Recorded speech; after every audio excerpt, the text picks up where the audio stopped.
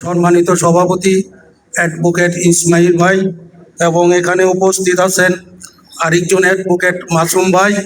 আমরা দীর্ঘদিন যাবৎ এই পানির আন্দোলন করে আছি।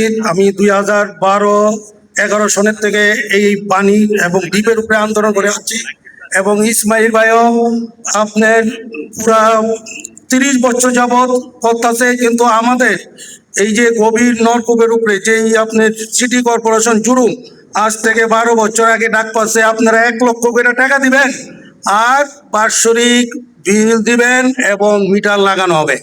এখন বর্তমান যে গণপ্রজাতন্ত্রী বাংলাদেশ সরকার যারে পাঠাইছে আবার আমাদেরকে ডাক পাঠাচ্ছে 5,000 করে টাকা দেন, আপনারা নবায়ন ফি 5,000 টাকা দেন, বাৎসরিক একটা কম বেশি আপনার ট্যাক্স ধরে দেবো। কিন্তু এটা কি গ্যারান্টি? এটা কোনো গ্যারান্টি নাই। আর আমাদের কত হলো, আমাদের ভালো পানি দেখ, সিটি কর্পোরেশন ভালো পানি দেখ, আমরা ডিপ চালাবো না, আমরা ডিপ তালা লাগাই দিব, আমরা ডিপ উঠে ফেলাই দিব।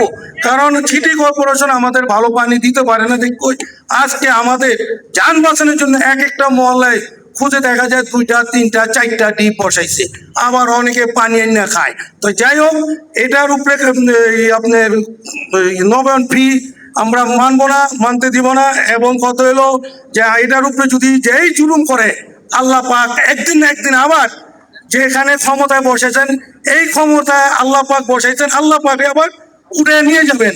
কিন্তু এই পানির উপরে জুলুম গণপ্রজাতন্ত্রী বাংলাদেশ সরকারের কাছে, পানি সম্পদ মন্ত্রীর কাছে আমাদের দাবি এবং নারায়ণগঞ্জ সিটি কর্পোরেশনের যে দায়িত্ব আছেন তার কাছে আমাদের দাবি, এই পানির উপরে জুলুম করেন না, এই দ্বীপের উপরে নলকূপের উপরে জুলুম করেন না।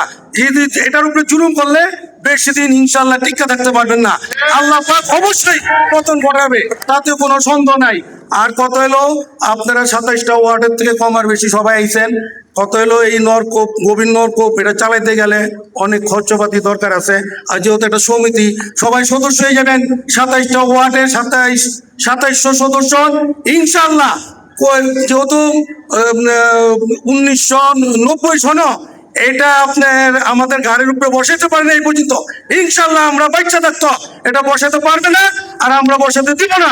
এরপরে আমার বক্তৃতা এখানে শেষ। বাংলাদেশ জিন্দাবাদ, গোবিন্দ নলকূপ জিন্দাবাদ।